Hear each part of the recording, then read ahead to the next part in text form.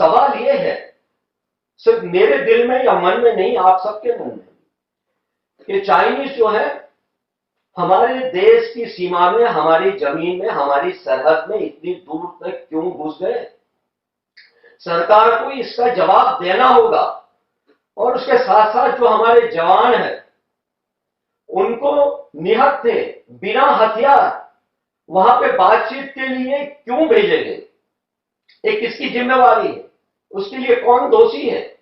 हमने हमारे जो डिप्लोमेटिक रिलेशन थे, प्रधानमंत्री जी ने तो 9 बार चाइना का प्रवास किया और 18 बार वहां पे प्रेसिडेंट को मिल चुके। बड़े अच्छे रिलेशन थे, गले भी मिलते थे, साथ साथ खाना भी खाते थे। लेकिन ये डिप्लोमेटिक रिलेशन का इस्तेमाल उन्होंने क्यों नहीं किया? क्या ये क्राइसिस की एक बार भी चाइनीज प्रेसिडेंट से बात की? और ये सब होने के बाद जो हम दावा करते थे कि बाकी जो देश है उनके साथ बहुत अच्छे रिलेशन है, फ्रेंडशिप है, तू तड़ाके में बात हो रही है, तो ये अमेरिका आज यूएसए चुप क्यों है? रसिया चुप क्यों है? बाकी कंट्री चुप क्यों है? और सबसे बड़ी बात तो ये तकलीफ होती है, दुख होती है। प्रधानमंत्री तो बहुत ही समझदार आदमी है, वो कैसे ये कह सकते हैं कि चाइनीज जो है उन्होंने हमारी एक भी पोस्ट को कैप्चर नहीं किया या 1 इंच भी जमीन नहीं ली? उन्होंने जो कहा उनका जो नतीजा क्या है, परिणाम क्या है, रिजल्ट क्या है? चाइनीज उसका फायदा उठा रहे हैं, बाकी कंट्री चुप हो गए। तो सबसे पहले हमने हमारे जो डिप्लोमेटिक रिलेशन थे, प्रधानमंत्री जी की इतनी अच्छी दोस्ती थी जिनपिंग के साथ, उसका इस्तेमाल क्यों नहीं किया? यूएसए का इस्तेमाल क्यों नहीं किया? बाकी लोगों का इस्तेमाल क्यों नहीं किया? ठीक है, हम बाकी लोगों को इसमें इंटरफेयर करना नहीं चाहते थे, ये बात सही है और करना भी नहीं चाहिए, लेकिन आपके तो डायरेक्टली अच्छे रिलेशन थे, फिर भी हमारे जवानों को ऐसे ही उनके भविष्य पे क्यों छोड़ दिए? बेचारे शहीद हो गए। तो मेरे सिर्फ 3 सवाल है। जब जब भी ऑपोजिशन कोई बात उठाती है तो 1962 की बात करते हैं। अरे 1962 की बात मैं करना चाहूंगा, पंडित जवाहरलाल नेहरू जी को बहुत प्रश्न पूछे गए, बहुत सारी गालियां भी दी गई। उन्होंने संसद बुलाई, पार्लियामेंट बुलाई और एक एक प्रश्न का जवाब दिया। और उसके बाद 1967 में जो चाइना ने हमारे साथ किया था, उसका जो स्कोर था हमने सिक्किम में सेटल कर दिया। आपने हिम्मत है क्या? मैं ये नहीं चाहता कि हम लोग वॉर की बात करें, लेकिन सिर्फ सर्जिकल स्ट्राइक करके चुनाव में उसका फायदा उठाना या ऑपोजिशन को सिर्फ एंटी नेशनल कहना, राष्ट्र विरोधी कहना, यहां तक कि कुछ एंकर को भी कहना कि तो चाइनीज के एजेंट है, तो क्या ऑपोजिशन को अधिकार नहीं है? सरकार ने चाहे कोरोना की बात हो, चाहे वो यहां पे एग्रेशन हो चाइनीज का, हमेशा समर्थन किया, लेकिन कुछ चीजें ऑपोजिशन की भी जिम्मेवारी। ये सवाल पूछते हैं तो तुरंत ये लोग मेरे ख्याल से बौखला जाते हैं और एलिगेशन लगाना शुरू कर देते हैं, आपने ये किया वो किया।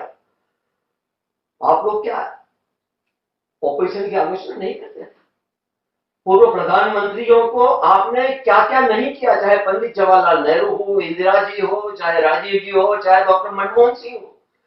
अरे मुंबई का जब ब्लास्ट हुआ, टेररिस्ट ने जब अटैक किया, आप तो राजनीतिक फायदा लेने के लिए वहां तक पहुंच गए और वहां जाके बाइट दी जहां अभी तो ऑपरेशन चल रहा था, और क्या क्या नहीं कहा तब। ऑपोजिशन अगर बात करती है, कोई सवाल उठाती है, तो उसका उत्तर देने के बजाय उनको राष्ट्र विरोधी कहना, क्या यह सही है? मैं समझता हूं कि प्रधानमंत्री जी को और उनकी सरकार को ये 2-3 चीजों का प्रश्न का जवाब जरूर देना होगा। एक, आपके इतने अच्छे रिलेशन थे तो डिप्लोमेटिकली इसका हल ढूंढ निकालने की क्यों कोशिश नहीं की? आपने एक बार भी जिनपिंग को फोन क्यों नहीं किया? दूसरा, हमारे जो जवान है उनको निहत्थे क्यों भेज दिए गए? ये डिसीजन किसने लिया? और जो हमारी जमीन हड़प की है वो क्या हम वापस लेके रहेंगे या नहीं रहेंगे। और साथ साथ नेशन को एक एश्योरेंस देना होगा। तो हमेशा हम कहते हैं कि हमारे जो शहीद जवान हैं उनकी शहादत ऐसे ही नहीं जाएगी, बेकार नहीं जाएगी। तो ये सारे जो सवाल हैं, ये सारे उनके जवाब इस सरकार को देने होंगे। मैं ज्यादा वक्त लेना नहीं चाहता, बहुत सारी बातें हैं जो इस सरकार के बारे में कह सकते हैं। देश में जो स्थिति आज है हम अच्छी तरह से जानते हैं। कभी कभी तो इस देश में जो स्थिति होती है, जो उनकी नाकामियां हैं, फेलियर है, उनको कवर करने के लिए भी कुछ बातें, कुछ स्ट्रेटेजी बनाई जाती है। मेरे ख्याल से सरकार को इन चीजों को और खास तौर पर नेशनल सिक्योरिटी को, हमारी फॉरेन पॉलिसी को बिल्कुल गंभीरता से लेना होगा। इनकंसिस्टेंसी नहीं चलेगी और जो भी ऑपोजिशन है उनको विश्वास में लेके, अब मीटिंग तो बुला लेते हैं, चीफ मिनिस्टरों को भी कोरोना के बारे में मीटिंग बुलाई, लेकिन डिसीजन लेने के बाद, आपने जो लॉकडाउन किया उसका डिसीजन हो गया उसके बाद बुलाए। शुरू में आप सब कुछ कर रहे थे, फिर राज्य सरकारों पे छोड़ दिया। उसी तरह अब भी चाइना की जब बात आई तो ऑल पार्टी लीडर्स की मीटिंग कब बुलाई, हेड्स की, बहुत कुछ हो जाने के बाद।